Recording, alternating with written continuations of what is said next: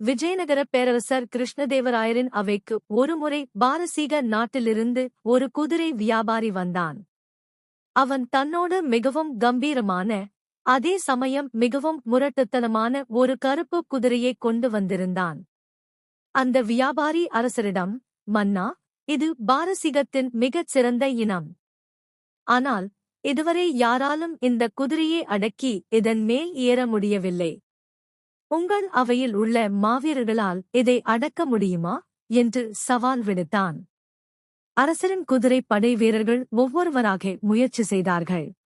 ஆனால் அந்த குதிரை யாரையும் அருகில் கூட விடவில்லை.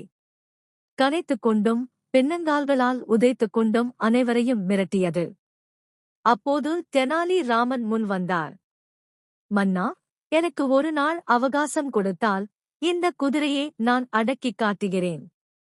ஆனால் எனக்கு ஒரு பெரிய கண்ணாடி தேவை என்றார்.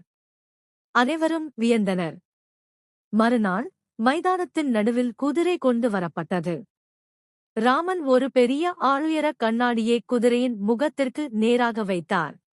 குதிரை ஆவேசமாக முன்னோக்கி வந்தபோது கண்ணாடியில் அதன் சொந்த பிம்பத்தை பார்த்தது. தான் அசைந்தால் கண்ணாடியில் உள்ள உருவமும் அசைவதைக் கண்டு அது குழப்பமடைந்தது. தான் மிரட்டினால் எதிரே இருப்பவனும் மிரட்டுவதைக் கண்டு அது ஒரு கட்டத்தில் பயந்து அமைதியானது.